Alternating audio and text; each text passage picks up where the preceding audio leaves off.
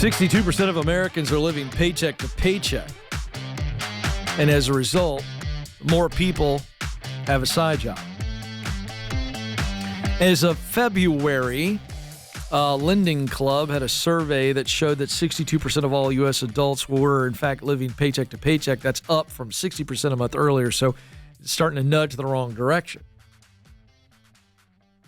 And, I mean, look, folks, let's just talk about the system. This is another example of the Matrix. The Matrix, Alex, has made this normal. You start getting credit card applications when you go to college in this country. Younger and younger, they're trying to get people in. I mean, they've made credit cards cool. I mean, I love me some Capital One commercials. Can I just tell you? I do. Joe's looking at me like I just said something evil. I didn't say I love Capital One credit cards. I said I love Capital One commercials, and this is my point. They got Charles Barkley this time of year, right? They got Samuel L. Jackson. That dude's so cool, man. Samuel L. gets on the screen, and I'm watching. Samuel L. Jackson could read from the phone book, and I would pay attention. Throw in some Spike Lee, some Jim Nance, and then America's sweetheart, Jennifer Garner. Come on. These are the coolest commercials on television. I love them. They're funny. All to get us to pay attention for them to go, what's in your wallet? They know what they're doing, folks. I mean, have you ever seen credit card companies hurting for money? No, when they're charging 23% interest and we are at an all-time high for credit card debt, this is the norm. The Matrix says, get yourself a credit card so you have something to fall back on, and you can kill yourself trying to pay it off one day, but hey, who cares? What's in your wallet? Cash back. All the things. I mean, this is a game, folks. This is the Matrix. Unplug, baby. When you don't have credit cards, then you just get to watch the commercials like I do and go, oh, schmucks. All right? So, people are living paycheck to paycheck because expenses are at an all-time high with inflation, plus debts at an all-time high. Throw in student loans. I didn't even get started about that. Talk about the Matrix. What does the Matrix tell you? You need to go to college to have a shot at success. And don't worry if you can't afford it. The government's here. Sally Mae, she's a sweet old lady. She'll give you a good loan. Pay her back some other time. Sally doesn't care. It's the Matrix. Unplug. By the way, here's what the Matrix does. Those two examples I just gave you, credit cards and student loans. So this is the financial part of the Matrix. You know what they're doing here? They're selling freedom and opportunity, but they're actually the opposite. I wish I had a little carrot. I need that prop. I need a carrot on the end of a stick. You hold it out there in the old cartoons. Hey, here's freedom. Here's opportunity. What's in your wallet? You're going to be successful once you get this degree. Here you go. Here's some loans. And then you realize that the very thing that was promising you freedom and opportunity is limiting your opportunity because you aren't free. There's the irony of the Matrix. Now, some of you never thought about it that way.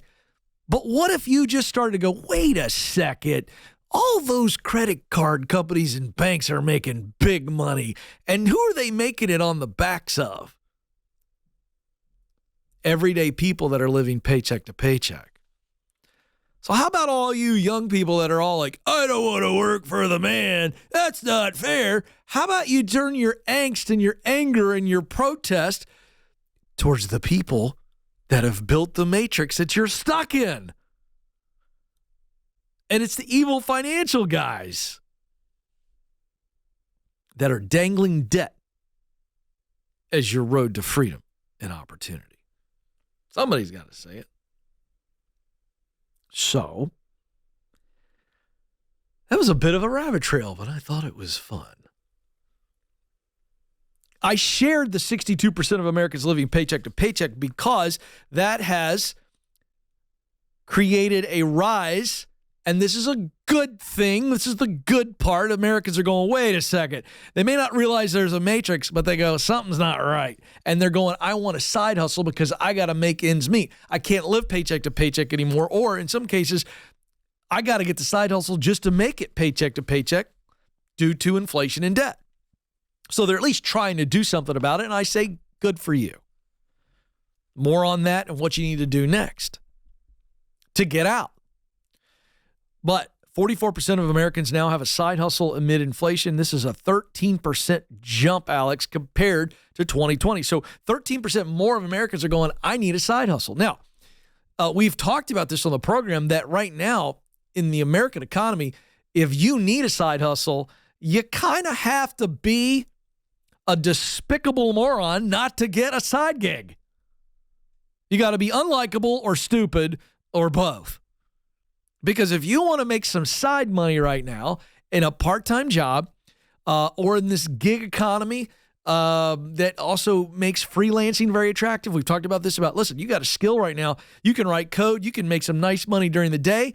And at night, you can code as a freelancer, as one example.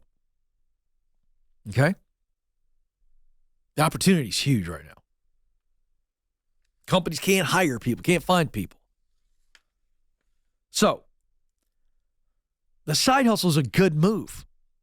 I would recommend if you are feeling a tug towards a business one day and you got an idea or two or three ideas as to what you might do, could you find a side gig that's in that industry where someone's paying you to learn more about the business or the industry that you may want to start your gig in one day? I love that. It's called paid education, a paid apprenticeship, a paid internship. I'm trying to make money now for my household, but I'm getting paid to do some opposition research, to use a political term, right? So, hey, I want to get into, let's say I want to get into, one day I want to have my own business landscaping. All right. Can you get a landscaping job on the weekends? You get paid $18, $20 an hour to learn about the landscaping business. This is my point. All right. So if you're in a paycheck to paycheck situation, Ramsey Solutions has the tools for you. We have the 7 baby steps that walk you through, hey, I can get financially free, but let's just look at this. If I'm living paycheck to paycheck, I got to start by just doing a basic budget and figure out where is the money coming in and where is it going out. Let's just get a snapshot. And then we've got to start cutting expenses, purging on unnecessary expenses, and then walk into our baby steps. Baby step 1 is to put $1,000, however you can get there, selling stuff, cutting stuff, moving the budget around, get $1,000 as emergency fund. And now we take on baby step 2, where we begin to pay off our debt, smallest to largest. We want the smallest one first, even though you're paying more on the big one. I want to get you some momentum. Let's kill this one and go, hey, I can do this. And we take the minimum payment from that, we put it in the next one. And all of a sudden we begin to see some victories and some momentum, which is what's huge about the process. You know, for those of you that aren't in debt, and it's just a budgeting issue, you know, one of the positives about our feckless Fed chair, Jerome Powell, and raising interest rates is that you got some really high yield savings accounts right now. So if you got a traditional bank account, put it in a high yield savings. And hey, let's tighten down. Let's get ready for any impending recession, if that is in fact going to happen. But we are still in a country and in a work economy where I can go make more while I'm cutting back.